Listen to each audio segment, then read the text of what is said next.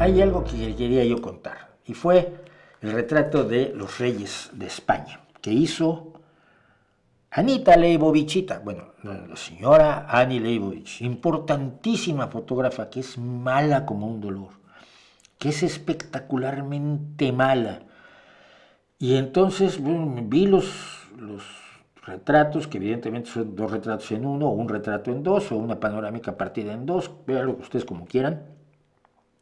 Yo creo que son dos retratos distintos, tomados uno después del otro, y me parece tan infinitamente mala. Y voy a explicar por qué. Porque esta es de las cosas de las que luego se puede hablar en la galería nocturna, y hoy sí puedo hago galería nocturna. Traigo una cosa preciosa para la galería nocturna. Miren, el señor de la izquierda, que trabaja de rey, está como cayéndose a la derecha. Bueno, no, el de frente está cayendo a la izquierda. Está escorándose a estribor, a babor, así como muy feo. El candil me distrae horrorosamente. Casi les corta los pies. A ver, esto es de las primeras cosas que te enseñan en el retrato cuerpo entero. Hombre, déjale un poquito de aire en los pies, ¿no? No me deja todo el aire arriba para que veamos el maravilloso techo del Banco de España, que me importa un pito. Pero si se dan cuenta, él está como más azul verdoso y ella está más como anaranjada. Esto es por la temperatura de color. La temperatura de color es, precisamente, si se mide en grados Kelvin, la temperatura de color es la que hace que tú seas, y lo voy a hacer aquí, miren, aquí me voy a volver muchísimo más frío y aquí me voy a volver muchísimo más cálido. Frío, cálido. La temperatura de color fría, una temperatura de color cálida. Es la diferencia entre la luz, precisamente, por ejemplo, de los tubos fluorescentes, que ya casi no existen, que era más bien verdosa, y la temperatura de color de un foco, de una bombilla incandescente tradicional que era muy amarillenta, muy de esta onda. Bueno, una de las primeras cosas que haces es controlar la temperatura de color. Obviamente puedes querer hacer fotos más frías o hacer fotos más cálidas. Cuando las cosas, cuando tiendes hacia el azul, tiendes a una foto más fría, estás dando una sensación más de alejamiento, a veces incluso de horror, de rechazo, de noche. Mientras que la temperatura de color rojiza, creo que me pasé de rojo aquí, yo conmigo mismo, la temperatura de color rojiza pues es algo más a la luz del sol, que es mucho más cálida, pues la luz del sol es enormemente cálida y al atardecer es lo más cálida del mundo. Pero si son dos fotos iguales, no pueden tener temperaturas de color distintas. Y tienen temperaturas de color distintas. No se ve la textura de la ropa de ella.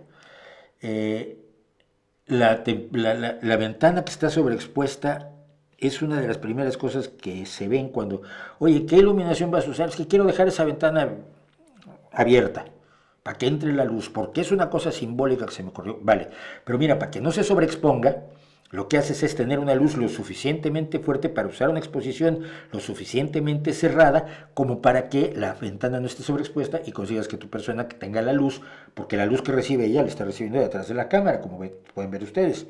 No es la luz de la ventana la que ilumina a la reina de España, a Leticia.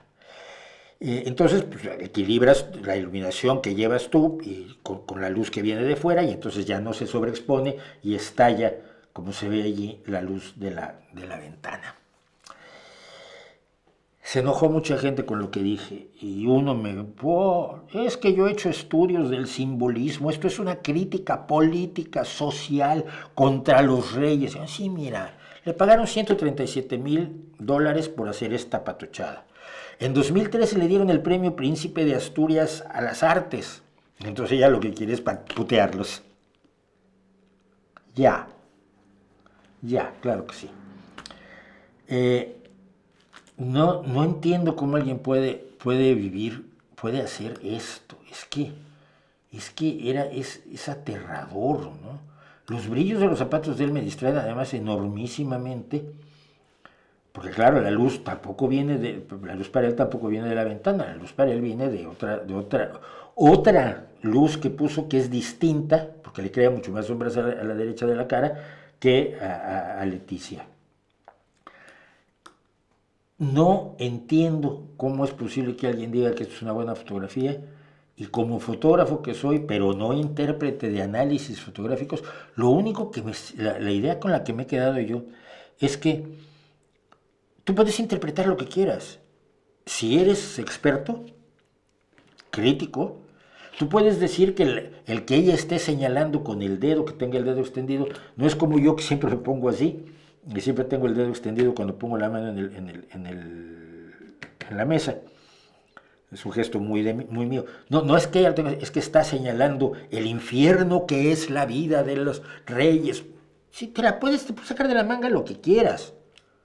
¿Es cierto? No lo sabemos. Lo más seguro es que no lo sé.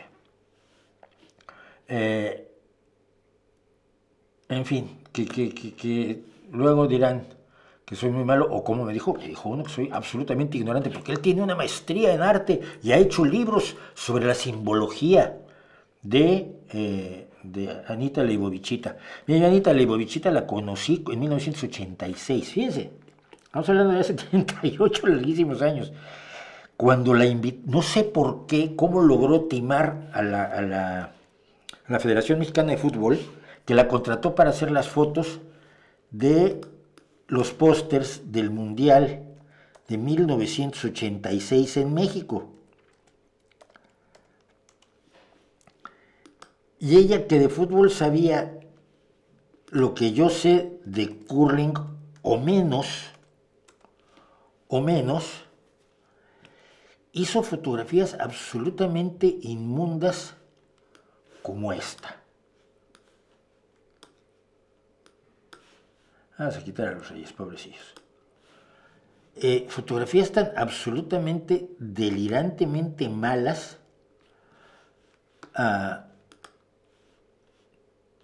como esta otra. ¿Pero qué me cuentas? ¿Eso qué fútbol ni qué fútbol? Eso no representa el fútbol. Y tenía una...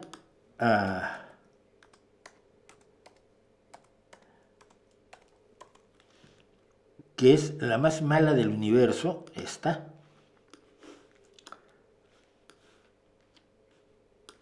Donde se ve que nunca ha visto a dos personas disputando un balón. Y cobró un puchiplatal por eso en México y les vio la cara de idiotas a los de la Federación Mexicana de Fútbol.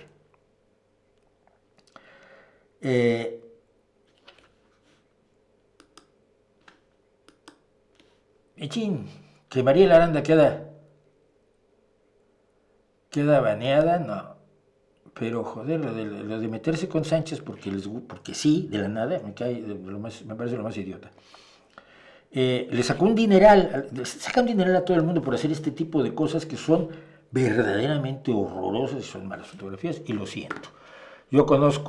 Yo soy fan de grandes fotógrafas como Dorotea Lange o Vivian Maier, la gran fotógrafa de la calle, que hemos hecho toda una galería nocturna dedicada a la gloria de Vivian Maier.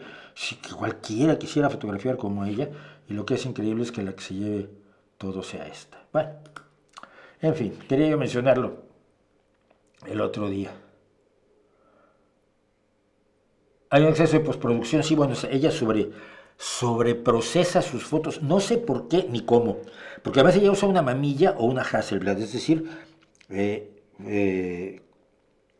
cámaras fotográficas de formato medio, donde el negativo es de este tamaño. Claro, sí, ahora hay respaldos digitales para mamilla y Hasselblad, pero el sobreprocesado, a ver, yo empecé a sobreprocesar fotos así cuando empezaba, luego se me quitó, ¿no?